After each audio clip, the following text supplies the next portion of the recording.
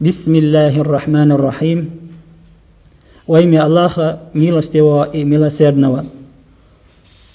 Хвала Аллаху, Господу миров, мир и благословение Всевышнего лучшему из его творений, пророку Мухаммаду, его семейству и сподвижникам. Вера людей в единого Бога существует со времени появления первого человека Адама. Во все времена религия играла важную, а порой и ключевую роль в развитии человеческого общества. В наше время мы еще раз убеждаемся в том, что невозможно построить здоровое общество без уважения религиозных чувств, верований его граждан. Богобоязненный человек обладает высокими моральными качествами, исключающими неприязненное отношение к представителям других религий, национальностей. Верующий человек, он обладает внутренним самоконтролем, он порядочен, честен, законопослушен. И отсюда мы видим возрастающий интерес к изучению религии во всем мире. Так, например, в начальных классах германских школ введены предметы по изучению ислама. А также невозможно себе представить любой маломальский уважающий себя университет Америки или Европы, в котором бы не изучалась исламская культура, исламская религия. Сегодня мы начинаем курс занятий по изучению основ ислама. Курс рассчитан на детей школьного возраста, начиная с 5 класса. При проведении данных занятий нам помогут учащиеся 5 класса школы-гимназии номер 3 города Гудермес. Ребята, как вы знаете, мы живем в огромной, великой стране Российской Федерации. И в этой стране, в нашей стране, живут многочисленные народы, которые исповедуют различные религии. Так, например, на сравнительно небольшой территории России, нашей Чеченской Республики, живут многочисленные народы, которые исповедуют свои религии, могут свободно исповедовать свою религию. Примечателен тот факт, что в центре Грозного расположены Центральная мечеть Чеченской Республики, сердце Чечни, и Православная Архангельская церковь. Так исторически сложилось, что большинство населения нашей республики, народы нашей республики исповедуют ислам.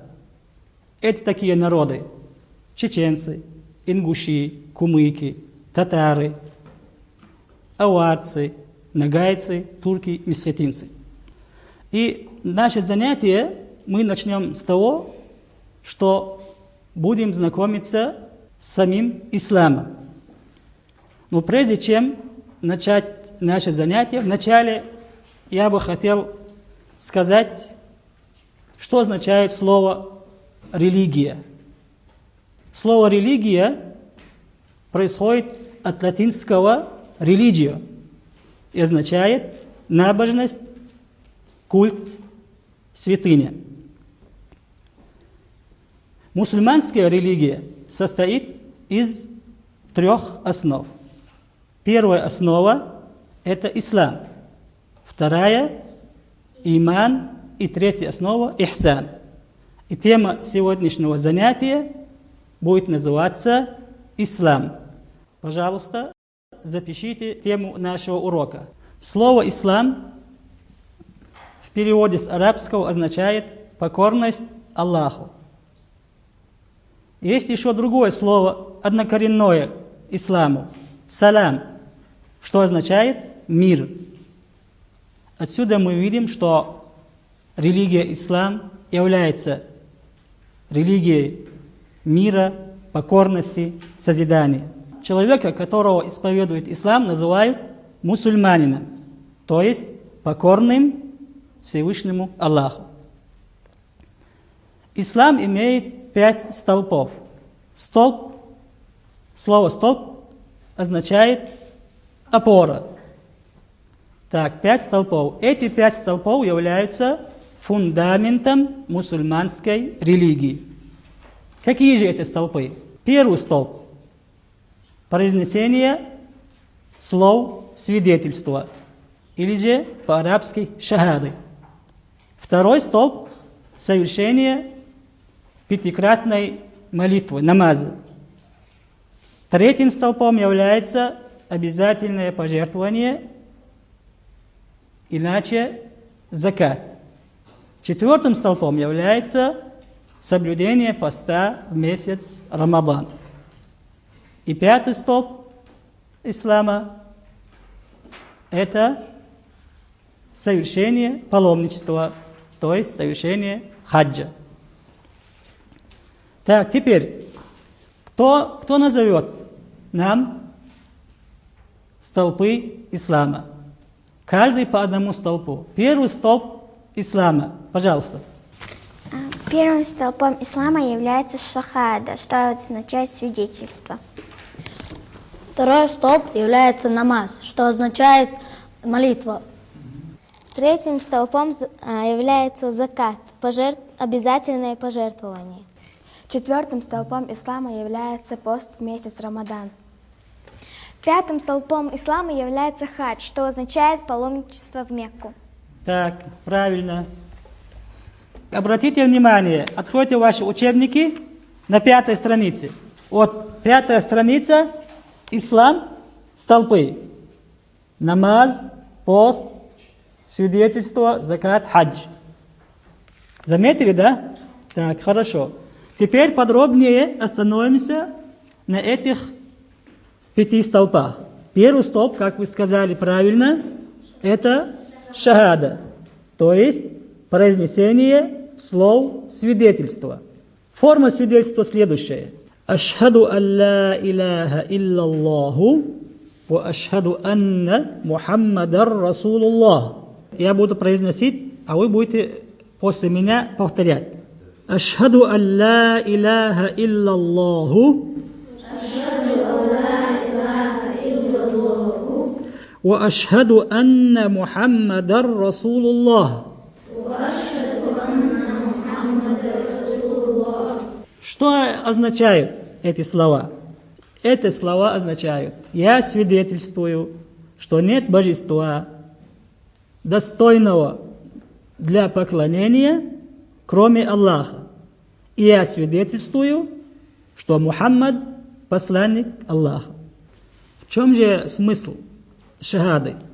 Смысл шахады заключается в том, что произносящий эти слова должен быть твердо убежденным в том, что действительно нет другого божества, достойного для поклонения, кроме Аллаха, и что Мухаммад – посланник Аллаха, миссия которого – доведение послания Всевышнего до нас.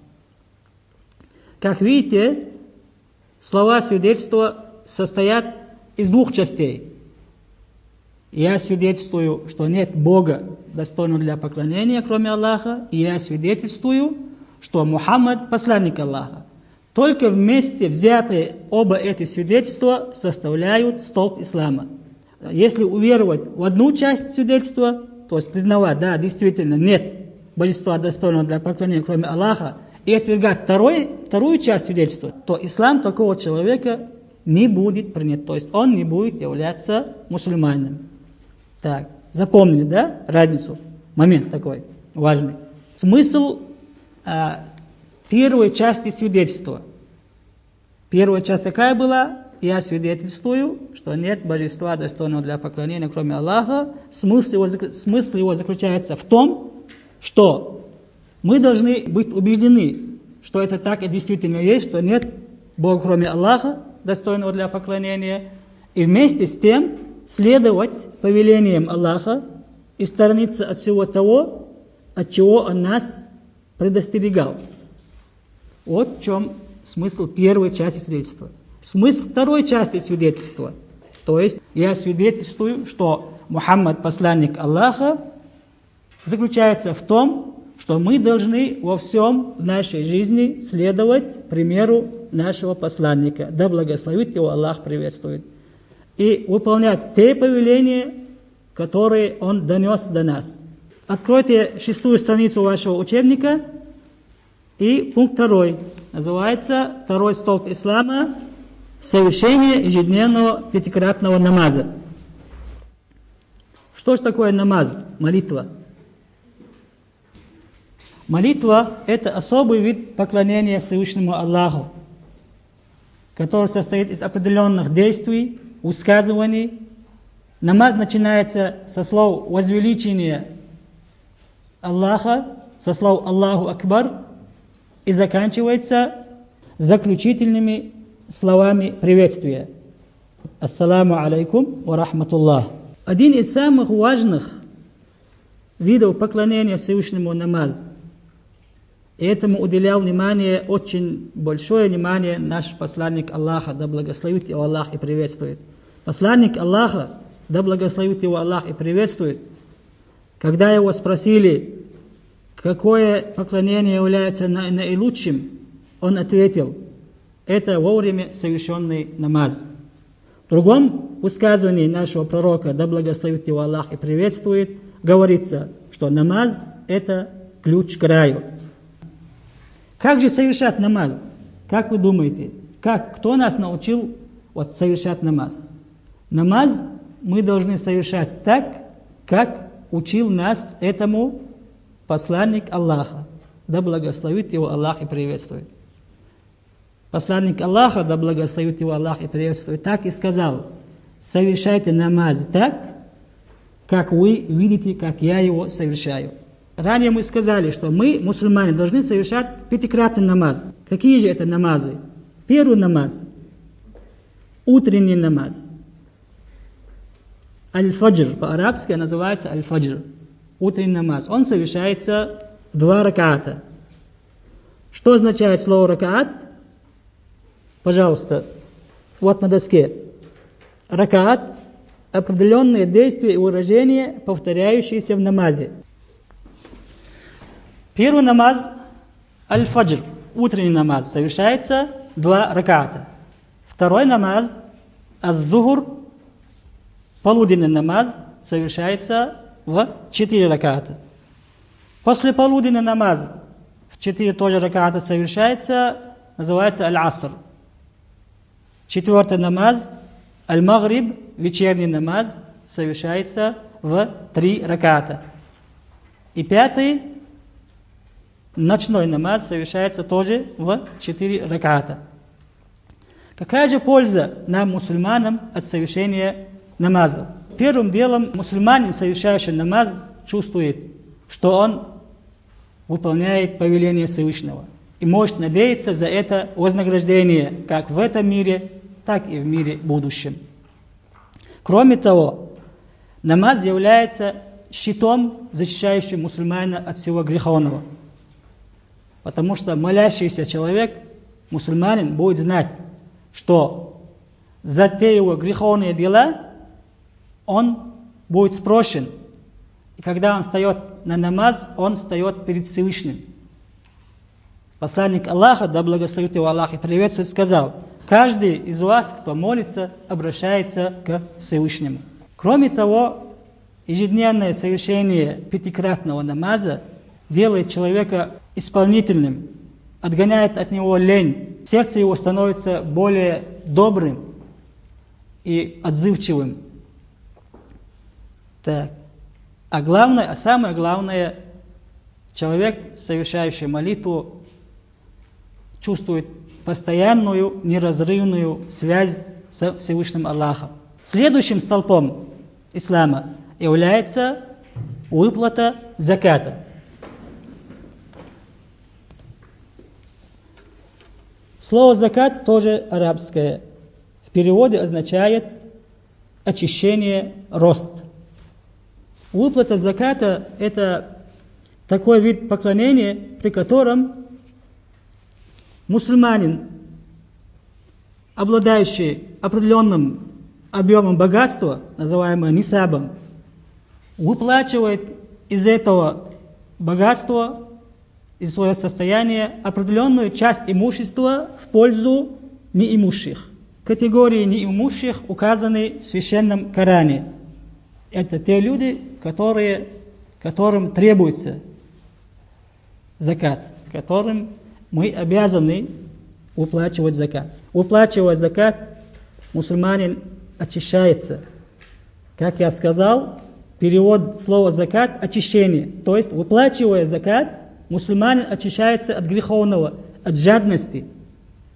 Он помогает неимущим.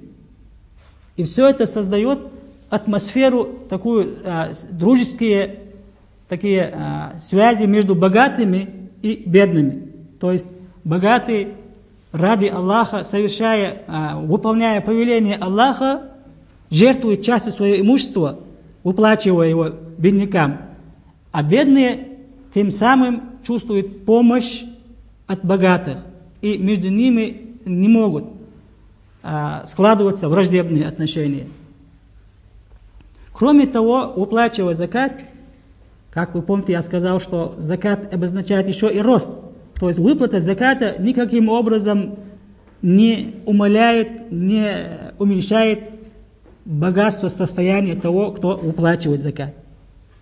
Конечно же, надо тем, кто выплачивает закат со своего имущества, надо его выплачивать не таким надменным образом, а смиренно, с чувством такта, потому что бедные все равно они ущемленные в том плане, что не могут позволить себе то, что позволяют себе богатые. Следующий столб ислама – пост в месяц Рамадан. Какой это вид поклонения? Соблюдение поста в месяц Рамадан – это такой вид поклонения, при котором постящийся отказывается в дневное время суток от всех запретов, от питья, от еды и других запретов месяца Рамадан в течение дня. Пост начинается с времени наступления утреннего намаза и заканчивается с времени наступления вечернего намаза, аль-Магриб. Совершающего пост мусульманина ждет большое вознаграждение Всевышнего Аллаха, как в этом мире, так и в мире ином, будущем. Потому что посланник Аллаха, да благословит его Аллах и приветствует, сказал: тому, кто во время Рамадана будет поститься с верой и надеждой на награду Аллаха, простятся его прежние грехи. Также соблюдение поста воспитывает нас искренность, честность.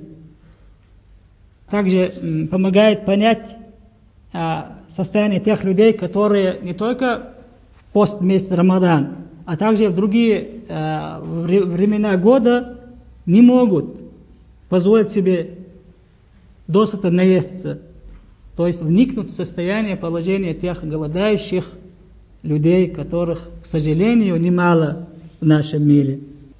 Пятый столб ислама – это совершение хаджа. Этот вид поклонения заключается в совершении паломничества в священную Мекку в определенное время года, при наличии возможностей материальной, физической, а также безопасной дороги для совершения обрядов хаджа. Каждый мусульманин обязан один раз совершить хадж. Совершение же хаджа более одного раза является сунной. За совершение хаджа мусульманина дает большое вознаграждение в этом мире. Также в наши дни, в нашем мире, совершая хадж, мусульманин знакомится в Мекке или в Медине с другими мусульманами, проникается к ним чувством дружбы, любви, устанавливаются дружеские отношения с другими представителями других национальностей. Посланник Аллаха, да благословит его Аллах и приветствует, сказал: тот, кто совершит хадж ради Аллаха, не сквернословия и не греша при этом, вернется таким же чистым от грехов, каким он был в день своего рождения. Итак, мы перечислили 5 столпов ислама. И коротко ознакомились с этими столпами. В заключение надо сказать, что мусульманин обязан соблюдать все эти 5 столпов. Если мусульманин не будет соблюдать хотя бы один из этих столпов, то он не будет считаться мусульманином. На этом наше первое занятие подходит к концу. Обратите внимание, в конце занятия помещены вопросы и задания. На следующее занятие подготовьтесь к ответам на эти вопросы.